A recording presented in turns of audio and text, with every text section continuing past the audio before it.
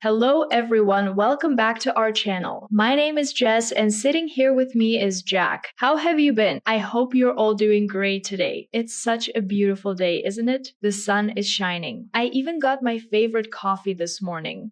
Hey everyone, hey Jess, you look so happy today. Did you bring that coffee to cheer me up? Just sharing the good vibes. And you know what? I've been really excited for today's episode because our topic today is something we all hear every time we meet someone new. Something so common and yet a little bit scary. Because honestly, English can be a little intimidating sometimes. A little Jack. I've seen people panic over this one simple question. Let me guess, tell me about yourself. Exactly. Today we're going to talk about the question. Tell me about yourself. This might sound simple, but trust me, it can make anyone nervous. So we're here to break it down and make it easy and fun. Ready? Well, now I'm excited. Because tell me about yourself is something we all deal with. Job interviews, meeting new classmates or neighbors, even first dates, everyone asks it. Honestly, I've heard that question enough to start dreaming of it at night. But today, we'll make it simple. We'll break it down step by step, and by the end, you'll feel confident answering it. All right, let's start simple. The first part of any introduction is your name and where you're from. It's easy and quick. For example, my name is Jess and I'm from Australia. You can even add nice to meet you at the end. A smile always helps. Honestly, I remember my first English class introduction. I said my name and country and it went fine. Just a calm way to start. Now it's your turn. Say your name and your city or country out loud for a moment. Imagine someone just asked you that. Very good.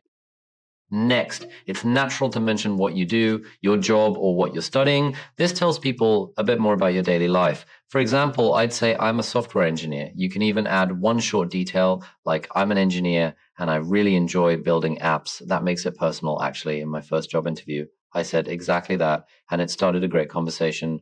Now, think to yourself, how would you say what you do in one sentence? That's perfect.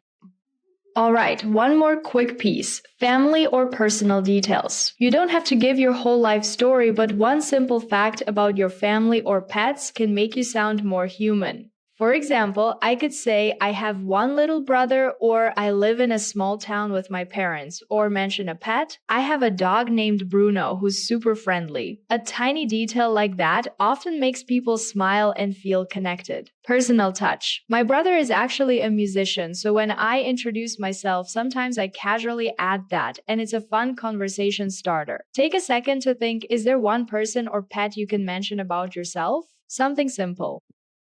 Great, that could be part of your intro too. Now let's talk about what you like, your hobbies and interests. This part really shows who you are. You can mention one or two hobbies or just one main thing. For example, I might say I love playing basketball with my friends because it's exciting, or I enjoy reading mystery novels, it relaxes me. One of my favorite hobbies is photography.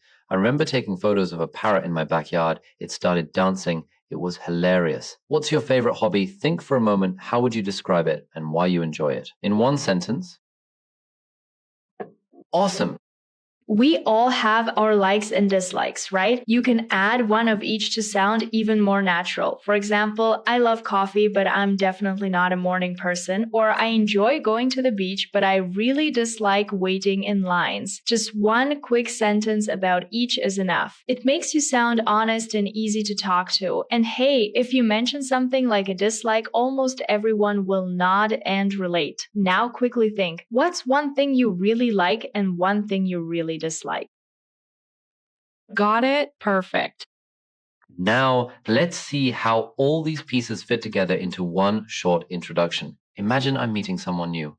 I could say, "Hi, I'm Jack. I'm from Canada, and I live in a small town. I work as a graphic designer, and I really enjoy it because I love being creative. In my free time, I play basketball and watch movies. I also love pizza, but I'm not a morning person." See how that answers the question fully. It's like telling a little story about yourself, short, but with a touch of personality. You can do the same. Let me give another example just to show variety. Imagine I'm in a class introducing myself. I might say, Hi, I'm Jess. I'm from Australia and I live in Sydney. I'm a journalism student and I love my course because I get to tell interesting stories. On weekends, I enjoy traveling to new places and trying different foods. I love sushi and reading mystery novels, but I'm not a morning person. This introduction is complete. Name, origin, study, hobbies, likes, dislikes. Notice it still sounds conversational. You can do exactly this with your own details. Now, just a quick tip about what not to do. Don't feel like you have to share everything about your life. This isn't a test or an autobiography, just pick a few interesting things. For example, you don't need to recite your entire CV or childhood story. Keep it simple. Also, it's okay if your English isn't perfect. Speaking slowly and clearly is more important than perfect grammar. And don't forget, a smile or friendly tone goes a long way. Practice makes perfect. Try saying your introduction a couple of times in front of a mirror or to a friend. It really helps you sound relaxed when the real moment comes. Exactly, confidence and practice are your best friends here. Think of this question as a way to share a bit about you, not a pop quiz. Take a deep breath and imagine talking to a friendly person. Even if your English isn't perfect, that's okay. Just speak slowly and clearly. You can practice by writing a short version and practicing out loud. Try recording yourself or practicing with a friend. Remember, it gets easier the more you do it. Even I was nervous the first time, but after a few tries, it becomes second nature. You've got this. All right, let's recap. A good answer usually includes your name, where you're from, what you do, one hobby or interest, and maybe one like or dislike. That's it. You can adjust depending on the situation. In an interview, talk more about your skills or work. At a casual meetup, mention something fun or a hobby.